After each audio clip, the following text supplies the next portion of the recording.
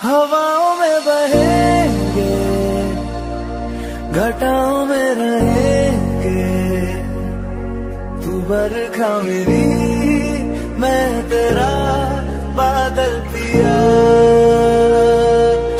I love you now. Hello বন্ধুরা, আমি কি আবার একটা নতুন ব্লগে সবাইকে ওয়েলকাম। তো আশা করছি তোমরা সবাই থাম্বনেল আর টাইটেল থেকে বুঝেই গেছো আজকে ব্লগটা কি নিয়ে হতে চলেছে। তো বেশি ভাট না বকে আগে আমি রেডি হইনি, তারপর বলছি বাকি কথা।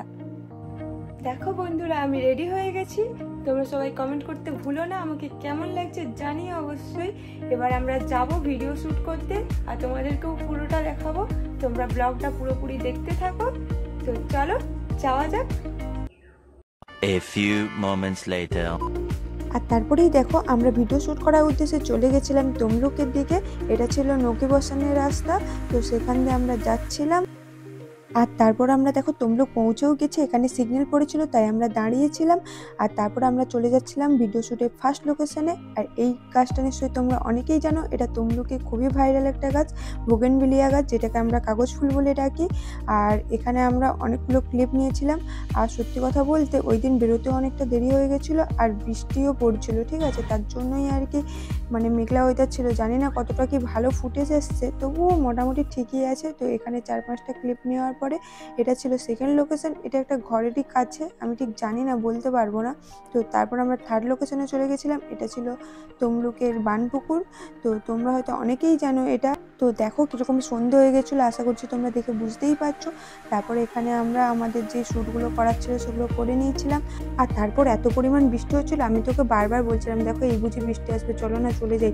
ও আমাকে বারবার বলছিল আচ্ছা বৃষ্টি আসলো, তুমি তো আমার সাথে আছো, তোমার তো ভয় কিসের। আর তারপর আমি যখন এমনিও ওকে বলছিলাম যে আচ্ছা আমি একটু আমার মতো করছি, ও আমাকে কি বলছে, আচ্ছা আমি তো আমার মতো করছি, আমাকে আমার মতো করতে দাও না, তুমি এত ফটফট করছো কেন। আমি ভাই চুপচাপ দাঁড়িয়ে আছি, আমি আর কিছু বলিনি, কারণ কিছু হলেই আমাকে তখন পরে বলবে যে হ্যাঁ নিজের মতো করে আরও করো না। তো যাই পারি হোক, তারপর দেখো আমরা চলে গেছিলাম স্টিমার ঘাট। কিন্তু ওখানে আর ভিডিও সত্যিই করিনি, কারণ এত পরিমাণ কাদা ছিল যে ওখানে আর নামিও নি। তাই আমরা ঘুরেই চলে আসছিলাম, তাই ওখানে ভিডিও করিনি। আর তারপর দেখো যেটারই ভয় পাচ্ছিলাম, বৃষ্টি। এই দেখো বাইকটা রাখতে পারিনি, সেইটুকুন টাইমে আমরা ভিজে গেছি। তারপর একটা দোকানের সামনে এসে দাঁড়িয়েছিলাম, কিন্তু তারপর দাঁড়িয়েও দেখো মানে এত পরিমাণ বৃষ্টি হচ্ছিল, প্রায় 2.5 ঘন্টার মতো বৃষ্টি হচ্ছিলো। সেই টাইমে তো আমাকে জল পিকছে, আমিও জল পিকছি। তারপর তো সে নানা রকমের আলোচনা, মানে হেসে হেসে গড়ালুটি খাওয়া যাকে বলে, মানে সে অন্য রকমের কথা, ঠিক আছে। এই দোকানে যাচ্ছি, সেই দোকানে যাচ্ছি, এই পাবি যাচ্ছে, এই তুমি আমার জামা ধরো, এইটা ওড়না ধরো, তোমার গায়ে দেখো ধুলো লেগে গেছে, মানে এরকম হাজারটা কথা। তারপরে মোটামুটি হালকা একটু বৃষ্টি কমছে, তখন বলছি যে না যাওয়া যাক।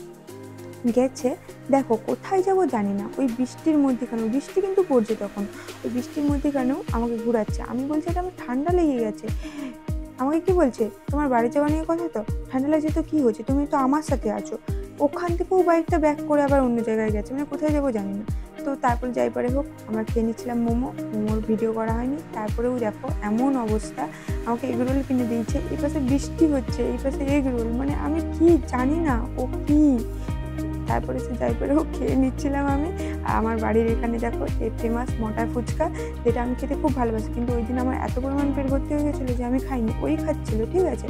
এমন আমি অসভ্য, ওর পাতা থেকে খাচ্ছি, তাতে পেট ভরেনি, কিন্তু আমি নিজে নাকি পাতা নিলে আমার পেট ভরে যাবে। তো যাই পারেও ও হাফ আমি হাফ খেয়ে নিচ্ছিলাম। তো তারপর আমি ফিরেছিলাম বাড়ি। তো তোমরা যারা যারা আমাকে খুব ভালোবাসো অবশ্যই ভিডিওটাতে ভালোবাসা দিও আর আমার পাশে থেকো। তো ততক্ষণের জন্য সবাইকে টাটা।